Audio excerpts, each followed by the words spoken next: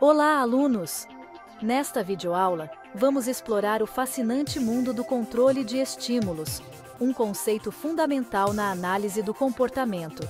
Para isso, vamos nos basear no artigo da professora Maria Marta Costa Hübner, Controle de Estímulos e Relações de Equivalência. Acompanhem a narrativa.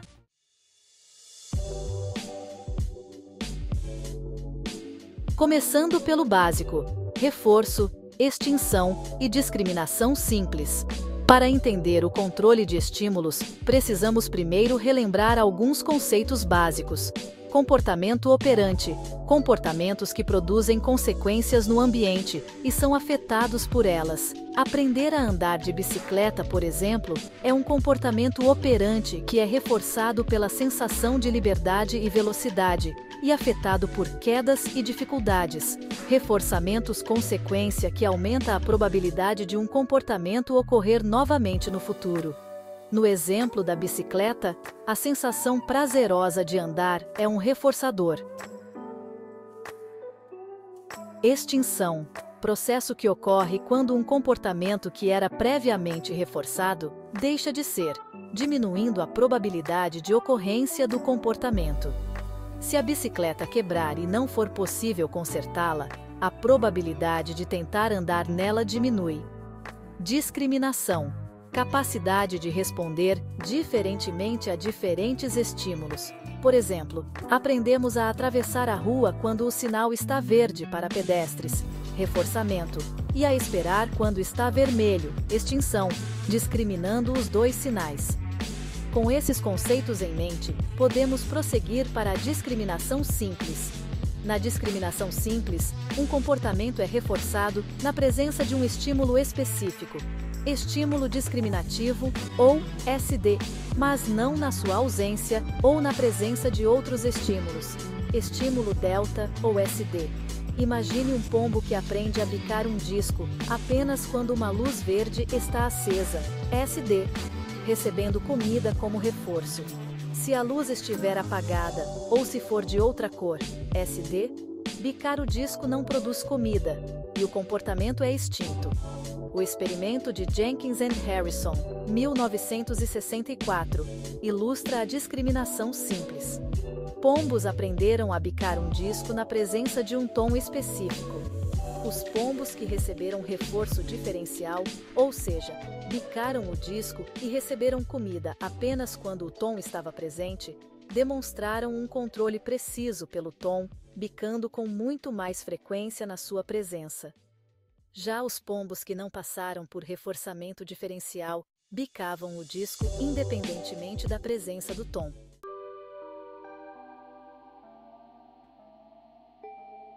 Complexificando a relação: discriminação condicional. A partir da discriminação simples, avançamos para um novo nível de complexidade: a discriminação condicional. Na discriminação condicional, a resposta a um estímulo depende da presença de um outro estímulo. Em outras palavras, um estímulo sinaliza qual resposta a outro estímulo será reforçada. Um exemplo clássico é o procedimento de matching to sample, emparelhamento com o modelo. Uma criança aprende a nomear objetos. Primeiro, ela é apresentada a um estímulo modelo, como a figura de uma bola. Em seguida, são apresentados dois estímulos de comparação, a palavra escrita bola e a palavra escrita casa. Se a criança selecionar a palavra bola, ela é reforçada. A figura da bola sinaliza que a resposta de selecionar a palavra bola será reforçada. A discriminação condicional introduz um novo nível de complexidade em relação à discriminação simples, pois as relações entre estímulo e resposta são arbitrárias. A similaridade física entre o estímulo modelo e o de escolha não é mais necessária. A relação é estabelecida por meio do treino. Abrimos caminho para o comportamento simbólico. A capacidade de responder a estímulos com base em relações arbitrárias é fundamental para a linguagem e outros comportamentos simbólicos.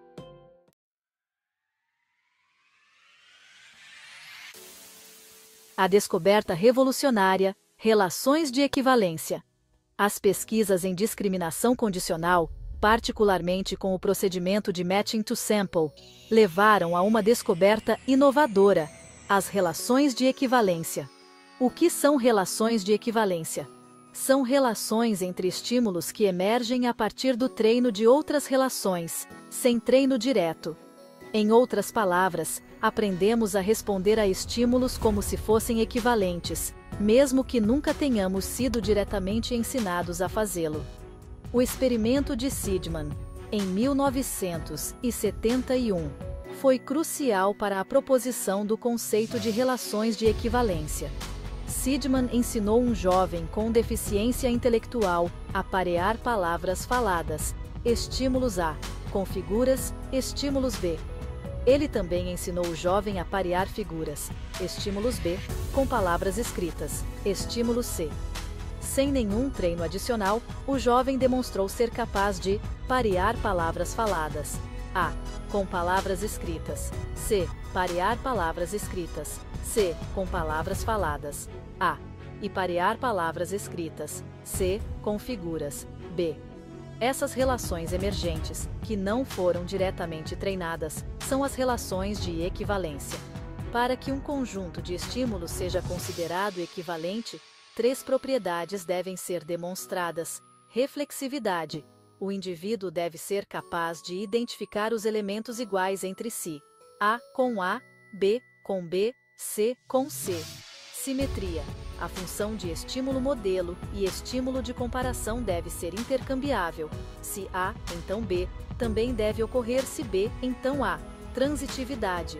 Se o indivíduo aprendeu as relações AB e BC, ele deve ser capaz de derivar a relação AC. As relações de equivalência revolucionaram a área do controle de estímulos, pois demonstraram que a aprendizagem pode ser muito mais complexa e eficiente do que se pensava. Abriram novas possibilidades para o ensino de habilidades complexas, como leitura e escrita, com economia de tempo e esforço. Lançaram desafios à compreensão da aprendizagem, levantando questões sobre a origem das relações de equivalência e o papel da linguagem nesse processo.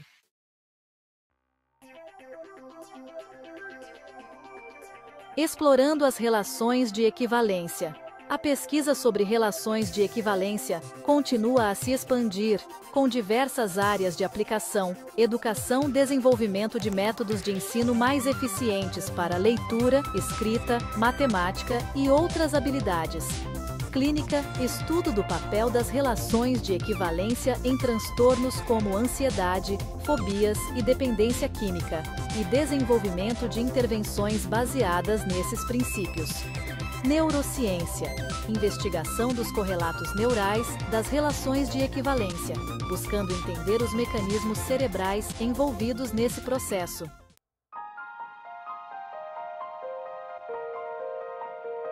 Concluindo nossa jornada.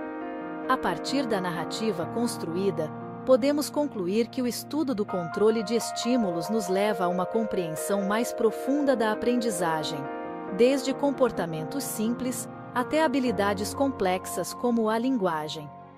O conceito de relações de equivalência abre um novo horizonte de possibilidades, com implicações em diversas áreas do conhecimento e da prática. Lembrem-se, esta videoaula apresentou conceitos-chave e exemplos retirados do artigo da professora Hübner.